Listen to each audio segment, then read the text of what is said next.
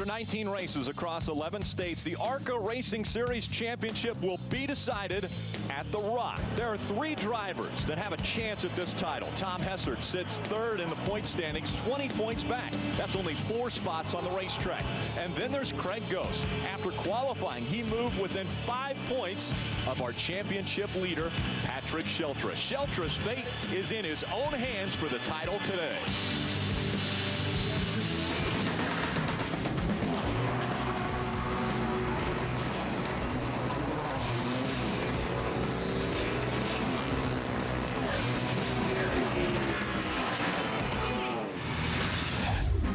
Ago, the ARCA season started with Danica Fever in Daytona. She has some followers here at this racetrack.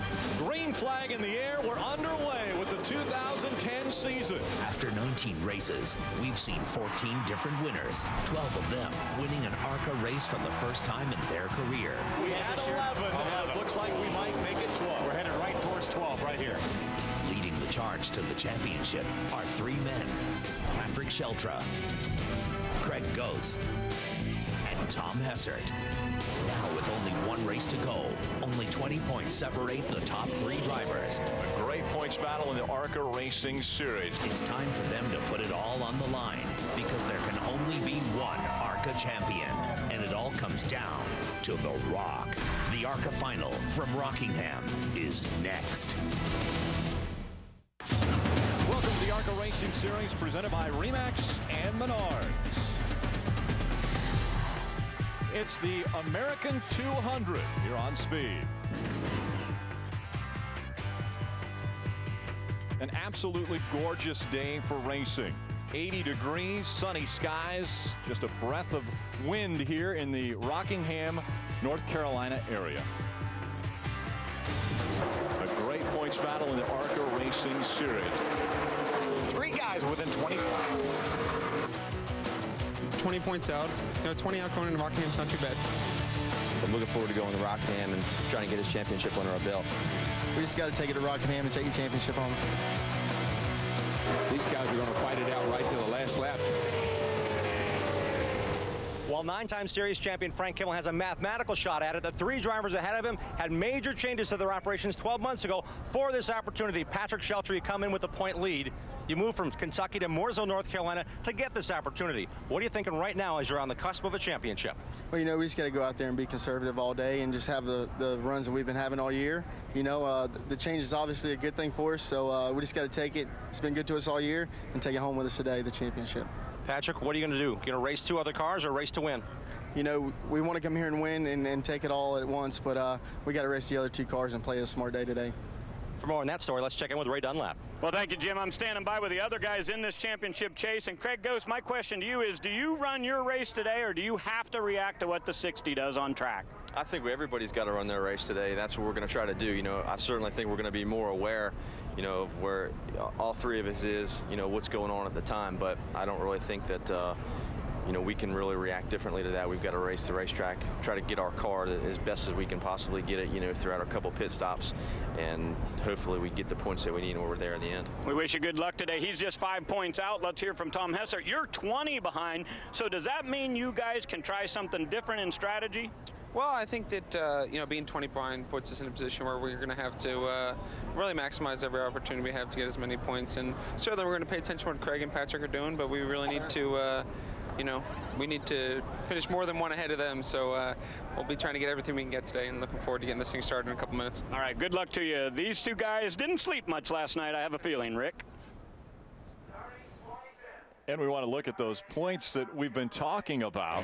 Again, the top 3 separated by just 20 points. It's going to be a great championship battle. But 4th through 7th are only separated by 55 points. So another great battle for those positions as well. Hello, everyone. Rick Allen, Phil Parsons with you once again. We've gone 20 races. This is the 20th, and it will be decided today as far as a championship. And what better place than right here at the Rock? What a great racetrack. Such a storied history at this racetrack. We listen to all those guys talk about how they would like to win the race. They need to race the racetrack. This is an old, abrasive racetrack. The guys only have 2 sets of tires in the pits. Tire management is going to be critical here. Last year we came in here, Justin Lofton had a slight lead. Parker Kligerman came in here, did all he could do. He led all the laps, or the most laps. and won the race and still lost by 5 points. Tom Hessert, 20 points behind. He probably needs to try to force the issue a little bit. But for Craig Gose and Patrick Sheltra, they have to race this racetrack and be around at the end. Last 2 seasons, we have had phenomenal points championship battles. 2 years ago, it was 2 guys taking each other out, and then the championship was decided in the 4th position. 3 guys will battle it out today, though, for that title. Patrick Sheltra. Right behind him is Craig Gose, just 5 points back, and 20 points back is Tom Hessert. Those are the 3 that will be battling for the championship today at Rockingham Speedway. Coverage of the ARCA Racing Series on Speed is brought to you by RE/MAX. Find your dream home at RE/MAX.com. And by Menard. Save big money at Menards. And welcome back to Championship Weekend here at the Rock in Rockingham, North Carolina. Phil, it's been an amazing season up to this point. Obviously, bonus points have played a big role in how our top 3 have gotten to this position. Yeah, unlike NASCAR, the ARCA Racing Series pays bonus points for qualifying. 15 for the pole, 10 for second, 5 for third. You see the huge gap right now Craig Gose has over his 2 closest competitors. 30 points more than Tom Hessert and 60 points more than Patrick Sheltra when you combine the qualifying and lap leader and most lap leader bonus points all together.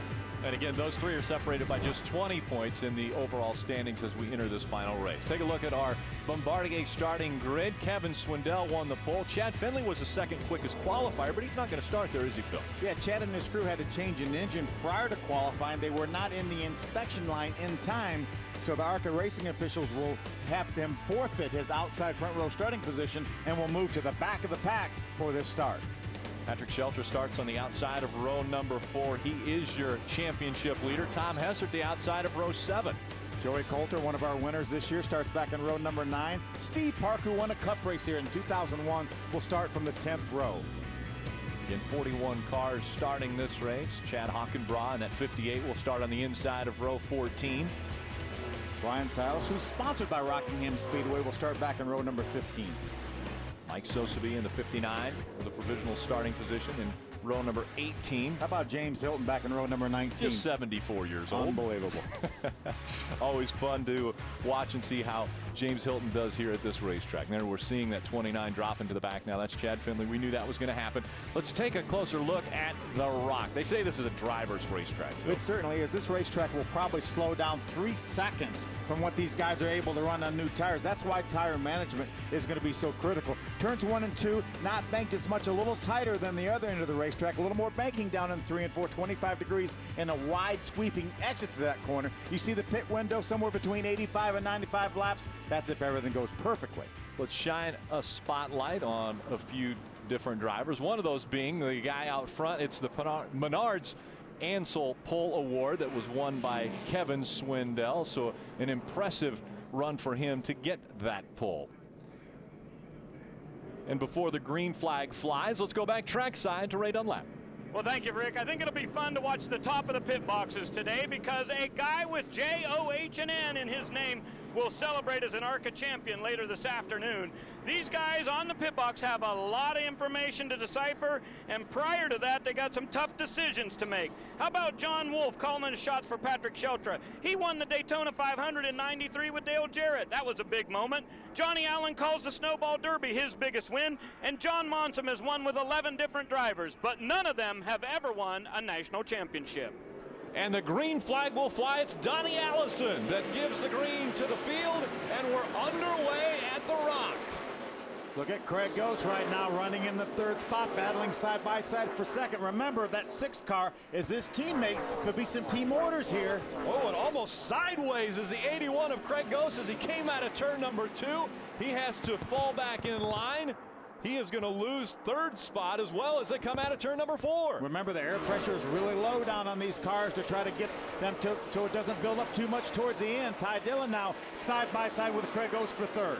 Ty Dillon, our most recent winner in the ARCA Racing Series from Kansas last week, moves up to the 3rd spot. Craig Gose back into 4th. There's Steve Arp in the 55 back in 5th. There's Patrick Sheltra, our point leader there on the bottom of the racetrack.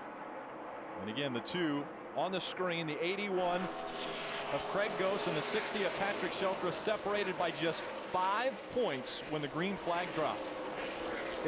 It's interesting. Patrick Sheltra had Justin Lofton, our champion from last year, come and help him during testing on Thursday. Take a look at this. This is coming out of turn number 2 on the start. That's Joey Coulter in the 16, hard into the outside wall. Yeah, pretty significant contact with Joey Coulter. Now Craig Gose looks as though he might lose another position, this time to Steve Arpin. Steve Arpin worked a lot on the outside of this racetrack during practice. Really got his car working well up there. Now we're side by side almost for a second. Our 1 and 2 in points.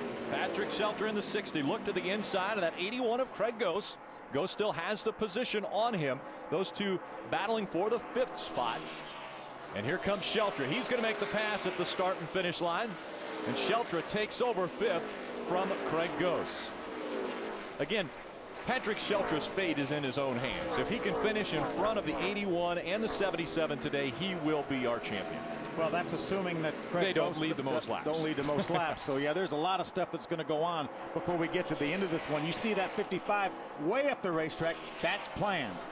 Different line for Steve Arpin around this racetrack. We see the 41 of Ty Dillon. He'll duck right to the white line, as well as Patrick Sheltra. Those two drivers hugging the inside line. Take a look at Kevin Swindell as he starts to put a few cars a lap down early in this race. Yeah, Kevin ran the full K&N Pro Series East Division this year, ran extremely well, didn't quite get to victory lane, but got awfully close several times, several pole positions. A good runner. Obviously, he's got a little bit of a lineage too. His dad is Sammy Swindell, the famed sprint car driver. One of the greatest of all times. Kevin Swindell running in the top spot now. Justin Marks, that's the next car you see in line, the 32. Justin running in the 2nd spot. He got his first win earlier this year at Palm Beach. That was the 2nd race of the season. There's Steve Arpin. He uses that high line to get by the 41 of Ty Dillon. Patrick Sheltra looked and saw what Steve Arpin did. Now he's moved up there to try to get by Ty. See if Patrick Sheltra can run this higher line as he works to the outside of that 41. Ty Dillon. These guys are already about a second slower than what they were able to run when their tires were new when we started this race. A very abrasive surface here at Rockingham. And you mentioned earlier that this is a driver's racetrack, and this is a driver's racetrack. You're going to have to manage this.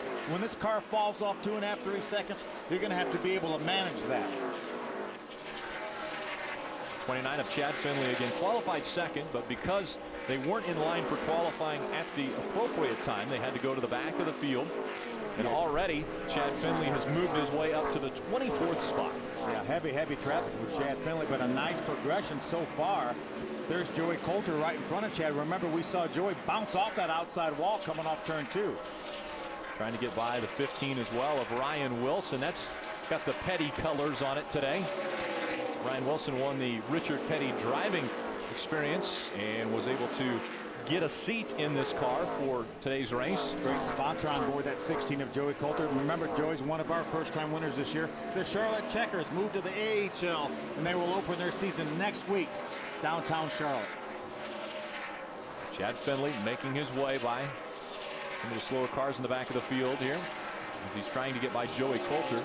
Coulter normally a strong car. We got a car into the wall out of turn number 4. Slow on the racetrack. That's the 58 of Chad Hockenbraugh.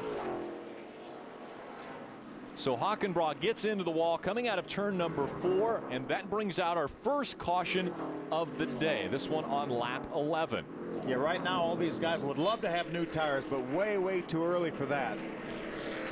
Tough break for Chad. He had such a couple good runs going the last couple times out at Chicago and Kansas City.